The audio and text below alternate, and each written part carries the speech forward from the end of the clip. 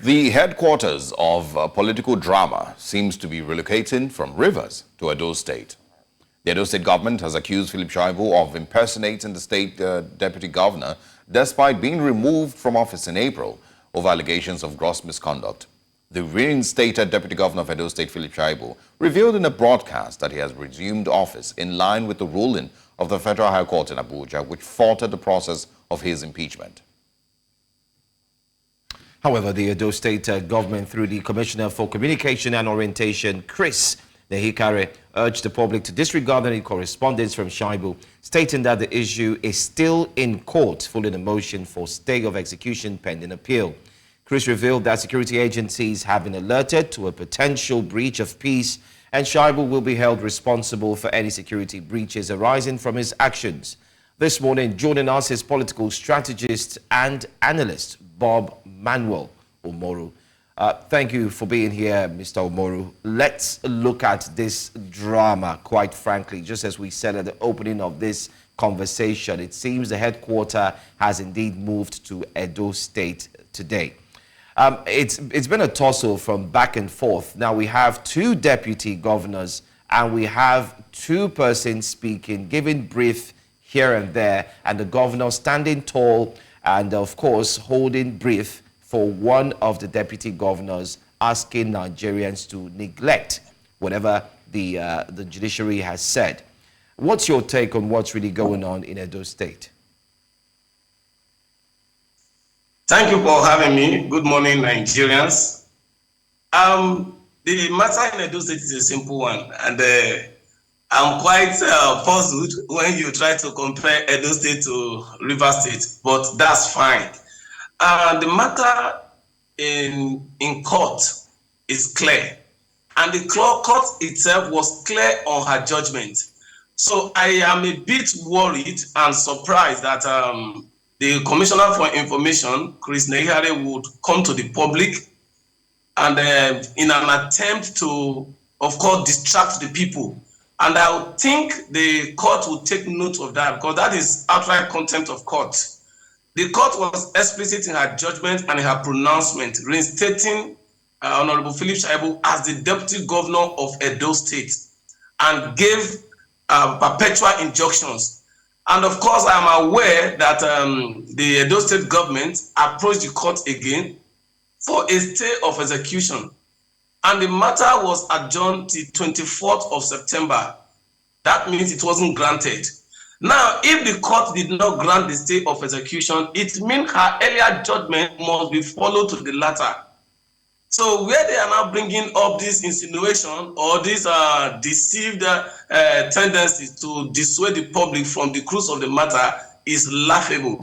And I want to wonder again, is it the same Edo State government that refused to obey all court rulings that is now asking the people to be wary of Shaibu, who is the real deputy governor of the state that we are aware of, or as pronounced by the court? So I don't really know what their problems are. But as it is, as of today, the court was straight in her judgment. The court was explicit. The court said Shaibu remained the deputy governor. And the narrative here, you said there are two deputy governors in Edo State. There are not two deputy governors in Edo State. There is only one. Right Honorable Philip Shaibu is the known deputy governor by law, by the electorate, and to the people of Nigeria. And even the one Obaseki tried to smuggle into government, as we speak, it doesn't stay in the office of the deputy governor. It doesn't go with the paraphernalia of that office. Even the cars is driving, none of them has the emblem of the deputy governor. It shows that they also know that the court was final in her judgment on that matter. And if they have any other thing, they should wait till 24th of September, if perhaps Justice Omotosho will grant stay of execution, or they head to appeal, which we are aware that that is where they are heading to already. So that is the matter on ground. Help clarify exactly what status quo is currently. And, you know, when you apply for a stay of execution, is that the way it works?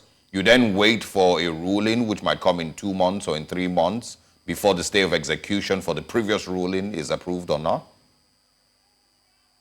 Yes, you applied for the stay of execution, and then the Honorable Court, in her wisdom, fixed a date to listen to your complaint as to why you want the stay of execution.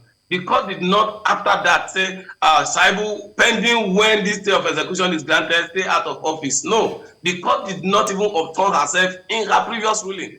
The court maintained the status quo that Shaibu remained the deputy governor of Edo State.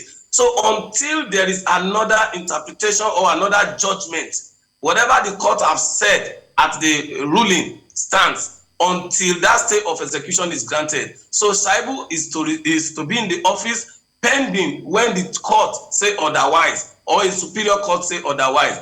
And as long as there's been no pronouncement, no judgment, Shaibu remain the deputy governor of Edo State and act in accordance of that. So what the Edo State government is doing is trying to distract the public, and of course, we know why they are doing that. And of course, it's a contempt of court because the court never said Shaibu is not the deputy governor. The last pronouncement of the court is Shaibu is the deputy governor of Edo State, and that all allowances and other obstacles to him in the period he was out of office should be paid. And there were specific injunctions given on that matter.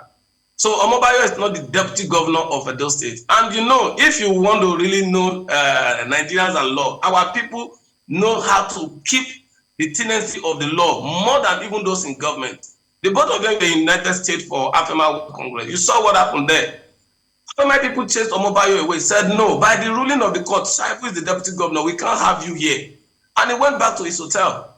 So if the common man could interpret what the law is, how come a state government with an attorney general and with lawyers surrounding the government cannot understand what that interpretation, as simple as it is, what it stands for? Yeah. All right. But I am not surprised. I am not surprised. This is not the first time. Today, as of today, last year, over a year plus, the court, that the Judicial Commission, declared 8 judges to be sworn in as High Court judges in Edo State. It took Obaseki over a year and pressure from the public before he could swear in 5 remaining 3. The 3 are still in judicial limbo. They are still out there, not knowing whether to resume office or just to go about their normal business dealings. The same Obaseki is an anti-constitutional man, we know. The same Obaseki shut up local government for over 2 to 3 years without duly elected officers. And what did he do? He came up with another pseudo political move, which he called local government licensing officer. Where in the world have you heard of local government licensing officer? It's either you are a local government chairman or you are an acting chairman in the space of XYZ period when there will now be a real election to bring in the elected chairman of the people's choice. So this has been all their tactics and antics, we know. These people, especially the Edo State government, don't follow judicial judgment. They don't. But yet they want to always rush to court to get judgment. Well, and the same court, you don't obey them. That's not very. They fail. They have. That's not very strange, you know. I mean, generally with Nigerian politicians, they normally will follow court judgments that are in their favor, and those judgments that aren't in their favor, they struggle with abiding by them. But and now we might have a situation where there's a PDP governor and an APC deputy governor in Edo State, with Philip Shaibu taking, of course, over back his seat until the 24th of September. How do you think that would play out?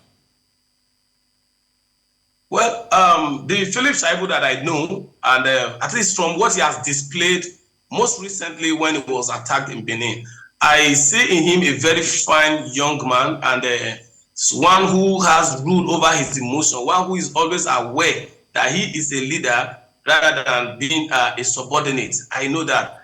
I don't see any issue coming up from him to the governor. And I am very, very certain with this last broadcast, he's just out to discharge his constitutional duties. And I see that coming up. We have had issues in the past where governors and deputies fall to different political parties. Some manage it well and some couldn't manage it well. But in this issue, except the governor is puzzled with the all attempt to always be violent as it is, I don't see Shaibu disrespecting his office, and I don't see Shaibu being at loggerhead with the governor. But I see him that's not always that's going to be difficult. I mean, they've been at loggerheads for years now. How do you say you don't see them being at loggerheads between now and the 24th of September when they currently are battling each other in court? How does that happen? And this narrative that you're selling about Philip Shaibu being some innocent little angel in Edo State, not very many people will buy that. That's not what it looks like. He's moved political parties. He dumped the APC in 2020. He went to the PDP. He's dumped the PDP. Now he's back to the APC. In the next 6 months, he might be back to the PDP again. That's not exactly his character, the way you're describing him, is it? Okay, let me give you the point. A man that has friend must show himself friendly. There's a friend that sticks closer than a brother. That was what Shaibu proved to Obaseki. You didn't really know the cruise of the matter that led to their decamping from APC to PDP. His Excellency Oshomole wanted Obaseki out at all costs because of this same attitude of always being at loggerhead with political leaders, with party faithfuls, and all the rest of it. And of course, Shaibu stood and said, no, these things are manageable. And it was his loyalty to Obaseki that led to him leaving Comrade Adams Oshomole to PDP. And his matter was clear. I am loyal to my boss. Until there was an attempt to remove him from office, you didn't see Shaibu in court. You didn't see Shaibu make public statements berating Obaseki as other deputy governors will do. They will go straight headlong with their boss. He never did that. He was quiet. He was calm on this matter until there was a question on his office. That was what pushed him to the court. And for those who think, Shaibu is XYZ, well, except they have any public outing where they can question his character, those things are just mere rumor. Right. And let me tell you, the absence of Shaibu in the Edo State government for that period, it was not on seat. It affected almost every fiber of Edo State. You go to Bender Insurance, go and check their performance, check our youth in sport, check their performance. Shaibu is the real engine of the Edo State government. The moment he left, everybody knew that leadership left. He is the one who perhaps has been ensuring that Edo State people are still in tune with this Obaseki government. Because Obaseki already lost everything that makes a leader worthwhile in the eyes of the people. You can say that for free. There are classified information that will not just be released to media, except I forward some documents to you, and then we can speak on that. All right. Mr. Umoru, you've spoken so highly of Philip Shaibu, and it shows that it's obvious that you are a huge supporter and a huge fan of the deputy governor. But of course, the Justice Omotosho-led decision has shown that there was a flagrant disregard for the Constitution in ensuring that they impeached the deputy governor. But the point here is, you do have Godwins who assumed the role of the deputy governor, and funds were being spent already. And Shaibu resumes just a few hours ago, yesterday, and tells all the banks and tells everyone who has done business with the deputy governor of Edo State that they are transacting business at their own risk.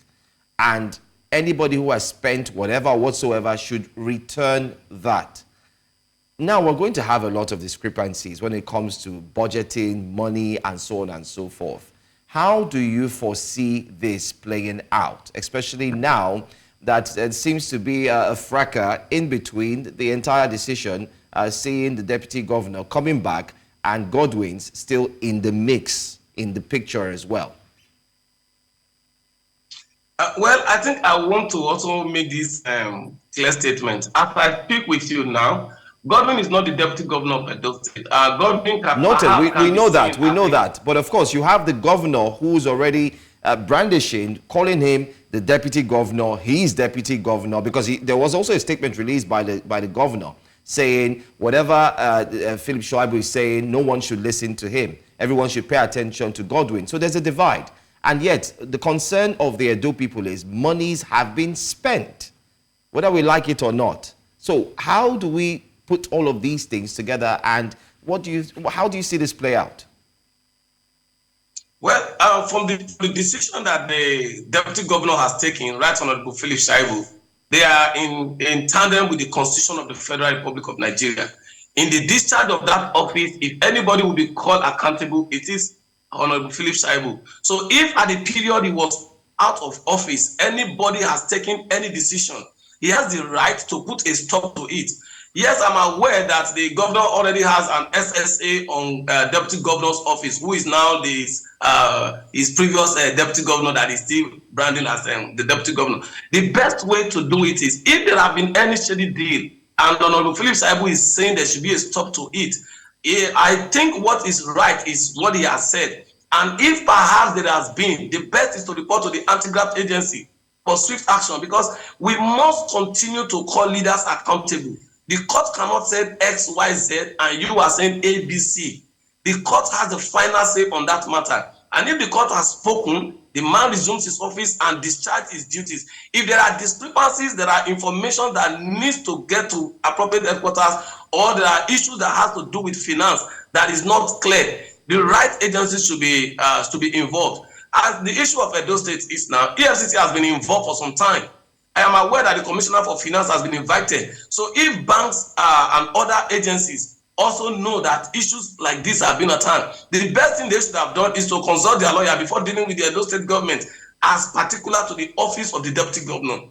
And if that is not done, then they should bear every cost at their own risk too. Because if they could take such action, deal with an office where the real owner of the office is not there, then they should be ready for any eventualities. So I think in the tenets of the law, Shaibu must discharge his duties to the fullest. If there are issues that cause for accountability, he knows the right agency to do, and those agencies will be employed. So I don't see discrepancies in the decision. His actions are spelled out in the Constitution, and he will discharge that absolutely. That is what I believe in. And that is what you also know, that the Constitution prevails above personal emotions.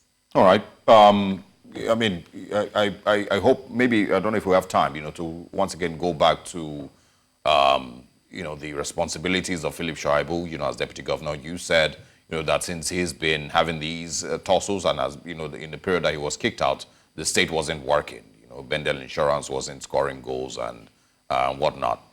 So I hope we might have time to go back there. But I want to share your thoughts on what exactly is the bone of contention here, aside just being reinstated as deputy governor all the way till November.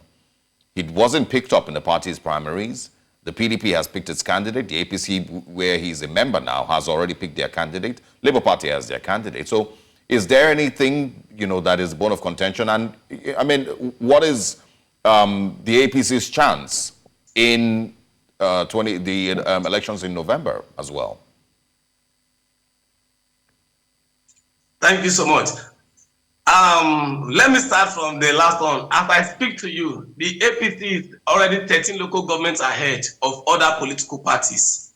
The 6 local governments in Edo North, the 5 local governments in Edo Central, and of course the 2 local governments under the control of the APC deputy governor. And strategically and very consciously, today the news of the campaign or the resignation of Barrister Omosede Igbeneghu, who has been a major contender with the APC deputy governor, just got to my table today that she has resigned from the PDP. So it means that the 2 obvious are no-go area for both APC, for both PDP and Labour Party. Then let me go to the issue, the tussle between the governor and the deputy. People were made to believe that it was the aspiration of the deputy governor that started the whole of this crisis. That is not true. And let me clear this. I am a member of the People's Democratic Party and a noble stakeholder at that to date. Prior to this time, I knew that there was an issue between the both of them. And my access to information is something that is unblockable and is not flawed. Now, I got unnotable information that before the advent of the 2024 electioneering process, before even Comrade Philip Shaibu said he wants to be the governor of Edo State, he wants to contest, there was an issue. And the issue borders on governance and management of office. And I challenge the government of Edo State and anybody who is close to come and challenge me. There were issues. And what were the issues? Comrade Philip Shaibu has told the governor that there are no visible projects in Edo North and Edo Central for them to campaign in the in the future where they will fly a candidate for the office of the governor as we have today. Those were the beginning of their matters. And however, it didn't go down well with the governor, and the governor started giving him some distance and all the rest of it.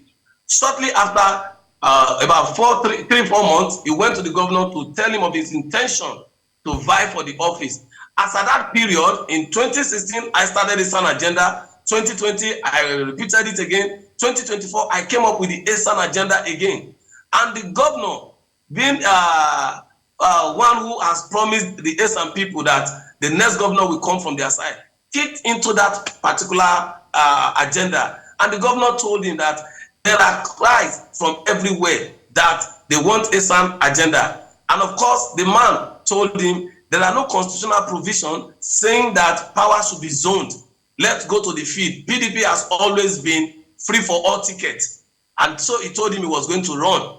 And then, of course, the present deputy governorship candidate of the PDP was also on the race. He stepped aside, and then Comrade Shaibu decided to pursue his ambition. That was what now triggered what we are now seeing today as you must be impeached, you must not stay in office, and all the rest. It was not the election per se or the interest to become the deputy, the governorship candidate or flag bearer of the party in 2024, eventually to rule Edo State in 2024 and beyond, that triggered this matter. Yeah, just for clarity. Triggered the matter, just for clarity. And for me. Hold on. Just for clarity, I'll let you go on. I just want to clarify. You said Philip Shaibu went to Governor Obaseki and asked for the ASAN agenda. Am I correct? What he went to tell the governor is that he wants to run for 2024. The governor then told him about the ASAN agenda. Okay. So it was the governor who told Philip Shaibu about ASAN agenda. And Philip Shaibu told him that the constitution of PDP and that of Nigeria does not actually spell zoning. But PDP has there been any conversations prior to that in Edo State politics with the agreement that Edo Central deserves to have the candidacy zoned to Edo Central for 2024? In all sincerity, there's been no discussion on that. In 2016, when I started the ASAN agenda, our leader of blessed memory, Chief Tony Aneni, called me and said, you are a young man, I see your zeal. I'm happy we have people like you, but it's not yet time to drum for ASAN agenda. There are political calculations and pendulums. We must follow them. In his word, may his soul rest in peace. And the ASAN agenda laid to rest. In 2020, we came up with it again until the decamping of Obaseki to PDP. Leaders then called that since the party at the national has decided to give Obaseki the ticket for his second term, we should pause on ASAN agenda. And that was how we paused it again until 2024. So there's been no discussion as to zoning. We just felt, we have 3 zones that make up this thing. Just morally, not under duress or being financed by anybody. And I make bold to say that these things should go to the third zone. So do you still believe in it going to Edo Central, even if, according to you, there's been no agreement or no conversations about this prior to this election? Do you still believe that Edo Central deserves to have a governor? Yes, I do. I have always opined, and I know that the best brain to govern any society cannot be found in a particular zone. You have to allow power rotate. All right. That is just conscious side of being moral. And I have not seen anything that stops ASAN from not producing. What I am for. Will you have supported Philip Shaibu if he picked a ticket?